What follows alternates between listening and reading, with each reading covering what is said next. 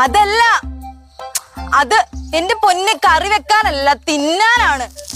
ഈ നാട്ടുമ്പുറത്തെ പെൺകുട്ടികളെ വലിയ നിർബന്ധമുണ്ടോ? എടാ, ഈ നാട്ടുമ്പുറത്തെ പിള്ളേരെ കുറിച്ച് നിനക്ക് അറിയാൻ പാടില്ല. ഒരു പ്രത്യേക വൈബാടാ. ഇവിടെ ദൂരദർശനമാണ് എനിക്ക് അവിടെ ചോദിച്ചു നടക്കോ? ഞാൻ പോണ്. മോളെ, ഈ ഹരിദാസേട്ടന്റെ വീട് ഏതാ? ഇതാ എന്റെ അച്ഛനാ. എന്തായിരുന്നു?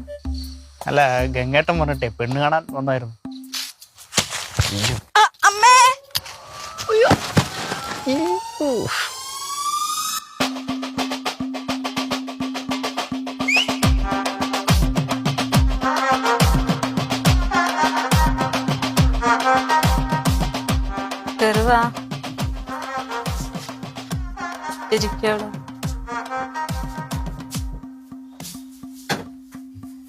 ആ പ്ലാവുമെന്ന് ഇവിടെ കുട്ടിയാണോ?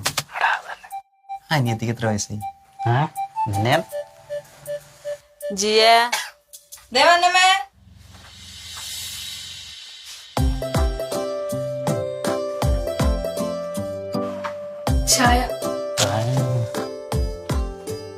ചക്കയിടാനൊക്കെ അറിയാല്ലേ?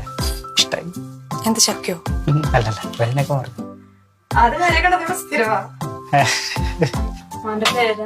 ശരത്ത്. വീട്ടിലാരൊക്കെ ഉണ്ട്? വീട്ടില് അല്ല, വീട്ടില് ഞാൻ ചേർന്ന്. അല്ല, അങ്ങനെയല്ല. സോറി, അച്ഛനമ്മ എല്ലാരും എന്താ ചെയ്യണേ?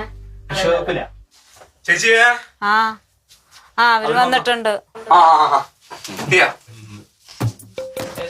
ഞാനാണ് ചെക്കൻ. ഞങ്ങളുടെ കൊച്ചിനൊക്കെ ഇഷ്ടപ്പെട്ടാ? ഇഷ്ടായി.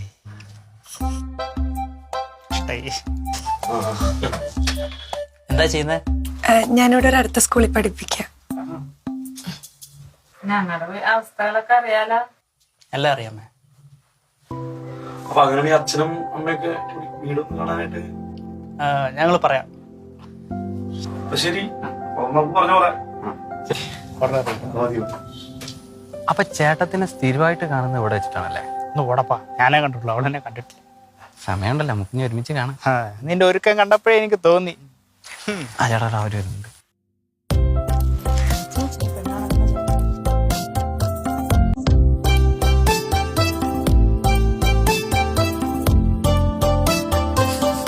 ഹലോ, എന്റെ ചേട്ടനെ ഇഷ്ടായി ഒന്ന് അറിയാൻ വേണ്ടി വന്നതാ.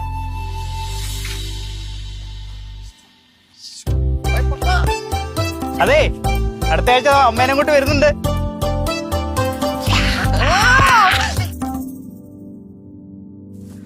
ഇതെന്താടാ, പാവപ്പെട്ടവരാണോ? അമ്മ വാടക വീടാണ്. അമ്മ ഇവിടെ ചേച്ചി മാത്രല്ലട്ടാ, ചേച്ചിക്കൊരു അനിയത്തിയും കൂടി ഉണ്ട്. നല്ല കുട്ടിയാ. നീ വന്നപ്പോ ഞാൻ ഓർത്ത വന്നേ. ജോലി സ്ഥിരാണോ മോളെ? ജോലി സ്ഥിരമായിട്ടില്ല. സ്ഥിരം ജോലിയല്ലേ?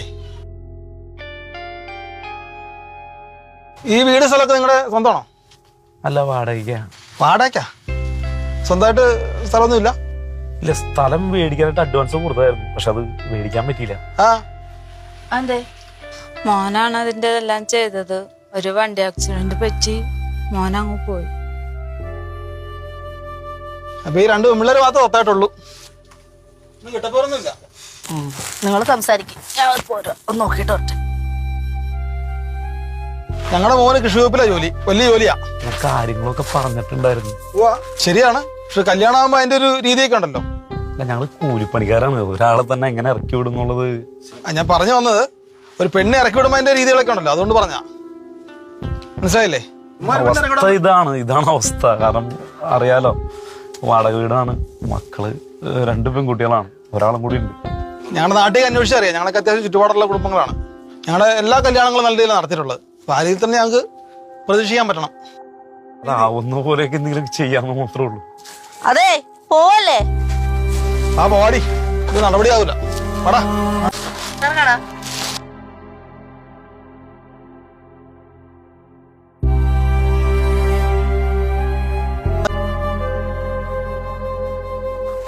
അതെ, എന്താന്ന് വെച്ചാ നിങ്ങളുടെ സമയമൊക്കെ നോക്കിയിട്ടൊന്ന് പറ.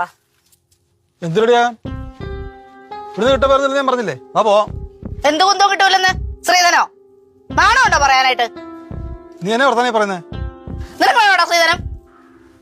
നിനക്ക് വേണോ? വേണ്ട. അവന് വേണ്ട. അവന് വേണ്ടാത്ത നിങ്ങക്ക് വേണോ? അവളെന്താ വല്ല ഹോസ്റ്റലോട്ടാണോ പറഞ്ഞു പറഞ്ഞത്? അമ്മ ഉള്ളത് ഒന്നുമില്ലേ ഇങ്ങനെ ഇറക്കി തന്നാ മതി. സമയവും കാര്യങ്ങളൊക്കെ നോക്കിയിട്ട് ആരെന്ന് വെച്ചാൽ ആലോചിച്ചിട്ട് അറിയിച്ചാൽ മതി. എനിക്ക് വീട്ടിലോട്ടേ ഒരു മരുമോളെ വേണ്ടത്. അല്ലാണ്ട് ഞാൻ ഹോസ്റ്റലിൽ നിർത്താൻ കൊണ്ടുപോകണമല്ല. അഡ്മിഷൻ ഡൊണേഷൻ മേടിച്ചിട്ടുണ്ട്. നിങ്ങൾ എന്നെ കെട്ടിയെടുത്തപ്പോഴേ എന്റെ വീട്ടുകാർ കുറെ ഓടിയത് ഇതുണ്ടാക്കാനായിട്ട്. എന്റെ മക്കളെ ഉണ്ടായപ്പോഴേ ഞാൻ തീരുമാനിച്ച കാര്യമാണ് ഇതിന്റെ ഒന്നും ആവശ്യമില്ലാന്ന്. അവനും വേണ്ട. കരയണ്ടാ, ഇങ്ങനെ അങ്ങ് വന്നേച്ചാ മതി. നിങ്ങള് എല്ലാവരോടും ആലോചിച്ച് പറയും. പിന്നെ അമ്മ പറഞ്ഞല്ല ഒരാളങ്ങ് പോയെന്ന്. എനിക്കിതായി 2 ഉണ്ട്. ഇവരും അമ്മയുടെ മക്കള് തന്നെ ഉണ്ടാ. നടത്തുമല്ലേ? ആ, എന്റെ ഇഷ്ടം പോലെ അല്ല, നമ്മുടെ ഇഷ്ടം പോലെ. നിങ്ങൾക്കൊരു മോളല്ലേ വേണ്ടത്? കേട്ടല്ല, സന്തോഷമായിട്ട് പറയും. ആയിക്കോട്ടെ, സന്തോഷമായി. അപ്പൊ എന്താന്ന് വെച്ചാ അറിയിച്ചിട്ട് പറ. ഞങ്ങൾ ഇറങ്ങണ്ട മക്കളെ. പോട്ടെ, ബടാ നിന്ന് കിടങ്ങാണ്ട്. ശരി അമ്മ.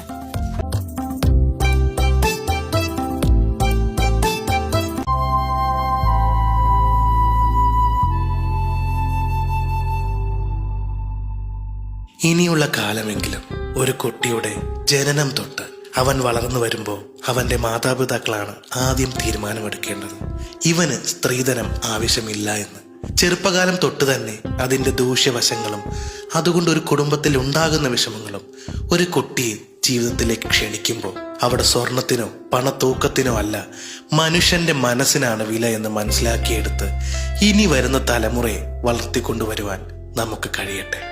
നിങ്ങൾക്കായി ടീം പൊന്മുട്ട.